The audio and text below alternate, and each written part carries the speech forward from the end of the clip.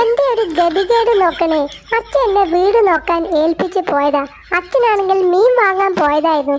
എനിക്കാണെങ്കിൽ കഷ്ടകാലത്തിന് ആ സ്റ്റെയർ കേസിന്റെ അടുത്ത് പോവാനും തോന്നി. അവിടെ അങ്ങ് മുള്ളുകയും ചെയ്തു. മുള്ളണമെന്ന് വിചാരിച്ച് മുള്ളിയതല്ല, എനിക്കങ്ങ് പിടിച്ചിട്ട് കിട്ടിയില്ല, അതങ്ങ് പോയി. ഇപ്പൊ ഞാൻ ആകെ പെട്ടിരിക്കുക. എല്ലാരും കൂടി എന്നെ വിചാരണ ചെയ്യാണ്. ഇവിടെ ഒരു ചേച്ചിയുണ്ട്, ആ ചേച്ചിയുടെ പണിയാ. അവളാ ഇത് പറഞ്ഞു കൊടുത്ത അച്ഛന്.